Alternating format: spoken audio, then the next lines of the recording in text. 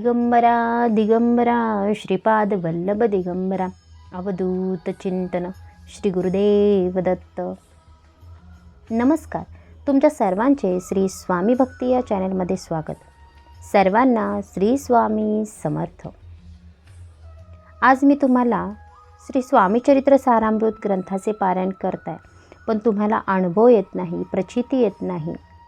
हे का होतं, यासाठी काय केले पाहिजे, कोणत्या नियमांचं पालन झालं पाहिजे, या सर्व विषयाची माहिती आजच्या व्हिडिओच्या माध्यमातून सांगणार आहे. आपण जर माझ्या चॅनेलवर नवीन असाल, व्हिडिओ पहिल्यांदाच पाहत असाल, तर नक्की माझ्या चॅनेलला पहिल्यांदा सबस्क्राईब करा आणि जवळील बेल आयकॉन नक्की प्रेस करा. म्हणजे आपल्या चॅनेलवर जेव्हा नवीन व्हिडिओ अपलोड होतील तेव्हा त्याचे नोटिफिकेशन तुमच्यापर्यंत येत राहील.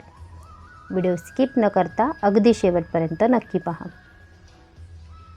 आपण सर्वजण स्वामी सेवेकरी, स्वामी भक्त, स्वामी चरित्र सारामृत या ग्रंथाचे पारायण करतो. आता आपल्याला कितीही मोठी अडचण असू दे, या ग्रंथाचे पारायण केल्याने अशक्य अशा गोष्टी शक्य झालेला अनुभव बऱ्याच लोकांना आलेला आहे. आता काही लोक म्हणतील की आम्ही ह्या ग्रंथाचे पारायण करतो, पण आम्हाला प्रचिती येत नाही, अनुभव येत नाही.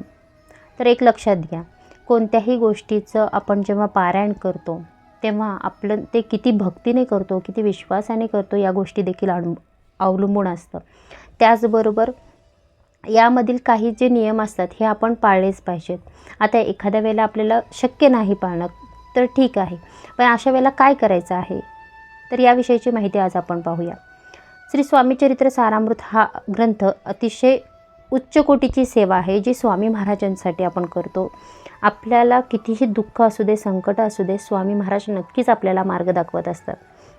आपण जेव्हा ह्या ग्रंथाचे पारायण करतो, हे आपण 7 पारायणं करू शकतो, 11 करू शकतो, 21 करू शकतो, 108 करू शकतो, किंवा तुम्ही वर्षभर देखील हे पारायण करू शकता. आपल्या इच्छेनुसार आपण हे पारायण करू शकता.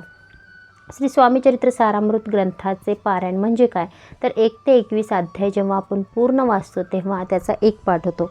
अशा पद्धतीने आपण रोज देखील याचा एक पाठ करून पारायण करू शकता. आता सगळ्यात महत्त्वाचं असतं तो म्हणजे नियम. आता बरेच जण नियमांचं बर्डन आपल्या मनावर घेऊन काही जण सेवा करत नाहीत. तर एक लक्षात घ्या, प्रत्येक माणसाची मानसिकता ही वेगवेगळी आहे. प्रत्येक माणसाकडून नियमांचं पालन होतंच असं नाही. कारण आपण कितीही ठरवलं असलं तरी घरातील आपल्या विचाराचे असतील किंवा आपल्यासारखेच विचार करतील असंही नाही. तर यासाठी प्रत्येकाने आपल्याला जमेल तेवढे नियम पाळून नक्कीच श्री स्वामी चरित्र सारामृत या ग्रंथाचे पारायण करायचे आहेत. तर यासाठी पहिला नियम आहे मांसाहार. मांसाहार करत असताना आपण सेवा करू शकत नाही, हे आपल्या सर्वांनाच माहिती आहे. तर आपण स्वतःसाठी आपले नियम पाळा, दुसऱ्यांवर आपले नियम लादू नका. तुम्ही श्री स्वामी चरित्र सारामृत ग्रंथाचे जर पारायण करत असाल तर मांसाहार आपल्याला खायचा नाही. मग मांसाहार घरातल्यांनी केला तर चालेल का? तर आपण आपले नियम दुसऱ्यांवर लादू शकत नाही. त्यांना खाऊ द्या, तुम्ही खाऊ नका. तुम्ही बनवून देऊ शकता, पण त्याच्या आधी तुम्ही तुमचा जो नित्यनियमाने तुमचं पारायण ठरलं आहे त्या पद्धतीने सकाळी उठून पारायण करा. त्यानंतर तुम्ही बनवून देऊ शकता. दुसऱ्या दिवशी पुन्हा आपण अंघोळ झाल्यानंतरच सेवा सुरुवात करा. त्यानंतर दुसरं आहे ब्रह्मचर्याचे पालन. ब्रह्मचर्याचे पालन जर तुम्हाला शक्य असेल तर नक्की अवश्य पाळा, नसेल तर नाही पाळलं तरी काही हरकत नाही. बरेच लोकांच्या कमेंट याविषयी येतात की ब्रह्मचर्याचं पालन करावं का किंवा मांसाहार करावा का. एक लक्षात घ्या, कोणतीही सेवा करत असताना आपल्याला मांसाहार तर अजिबात करायचा नाही. मांसाहार न करता आपण जी काही सेवा आहे ही सात्विक भोजन घेऊन करत असतो. त्यामुळे या काही आपल्या घरामध्ये अडचणी येत असतील तर तुम्ही स्वतःपुरते नियम लादा, दुसऱ्यांवर हा नियम लादू नका. त्यानंतर परान्न. आता काही मुलं मुली आहेत, त्यांना स्वामी सेवा करतात, पण ते काही शिक्षणानिमित्त बाहेर आहेत, ते हॉस्टेलवर खातात किंवा मेसचं खातात. तर एक लक्षात घ्या, तुम्ही सेवा करा. काही अडचणी आहेत, तुम्हाला परान्न घेणं गरजेचं आहे. अशा वेळेला तुम्ही काय करायचं आहे, 3 वेळा गायत्री मंत्राचे पठण करायचं आहे आणि मगच आपण ते अन्न ग्रहण करायचं आहे. अशा पद्धतीने आपण ही सेवा आपल्या नित्यनेमाने करू शकता.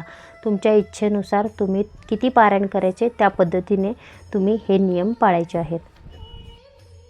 आता महिलांच्या बाबतीतील सर्वात महत्त्वाची गोष्ट मासिक धर्म. मासिक धर्म आल्यानंतर सेवेमध्ये खंड पडतो. जर तुमच्या घरामध्ये दुसरं कोणी वाचण्यासारखं असेल तर नक्की त्यांना हे वाचन करायला सांगा. ते जे काही मासिक धर्माचे 4-5 दिवस असतील ती सेवा त्यांना करायला सांगा. म्हणजे सेवेमध्ये खंड पडणार नाही.